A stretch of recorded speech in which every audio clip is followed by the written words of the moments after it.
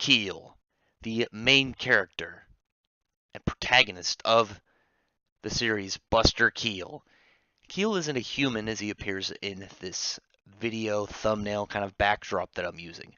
Keel is actually a creature called a dragon ape, the tip-top monster that roams around their world. And the reason that he looks like this in the picture is the kind of the plot around his story. Keel has this necklace on. It's actually a collar forced onto him by this legendary monster tamer manipulator. And Keel has to go out and try and find him to get him to undo the sealing that he has forced upon him, to where he's now living in this much weaker life, this way away from the wilds and the jungles that he prefers, the mountains and the valleys and whatever land he calls his own.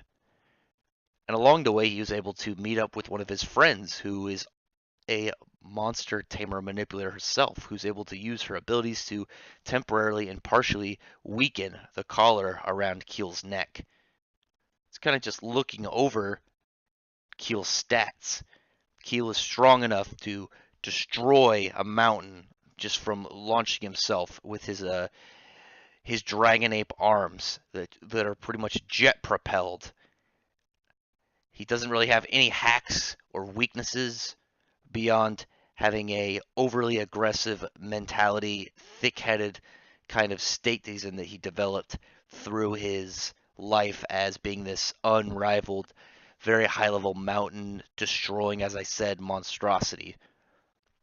The only noteworthy kind of aspects to him is our piercing attacks, kind of these pressurized air blasts that have sort of a sharpness to them, a piercing like trait, as well as the ability of flight. Now, Keel has shown multiple states of regaining his abilities, is regaining his actual body. He's got his partial one arms, as you can see here. This large, spiked, scaly claw limb. He's able to fire out air-propelled attacks. There's air pressure shooting out of the gaps between his scales to kind of launch him like a rocket at his opponents, at his targets.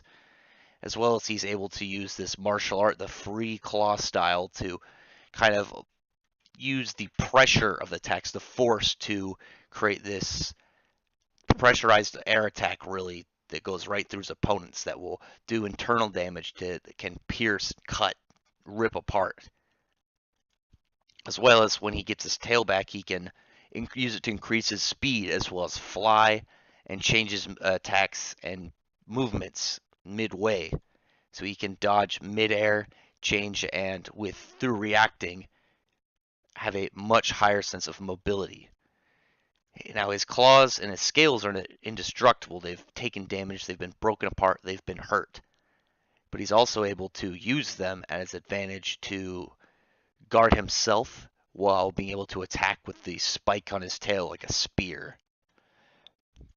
Once he gets both his arms back, Keel can actually launch himself like a meteorite to destroy his targets and his opponents, and then eventually get his full form back, the dragon ape, what he really is and really looks like, to where once he has it back, he's able to pretty much become a living asteroid, crumbling away mountains below him. And when his rage managed to meet its peak, the exhaust kind of vents and areas beneath his claws and his scales become lit up, ignited with flame, burning, and give him an added heat aspect to his fire with his combustion dragon ape mode. Now, Keel is definitely an impressive character, definitely someone that you wouldn't want to fuck with. He's very intimidating.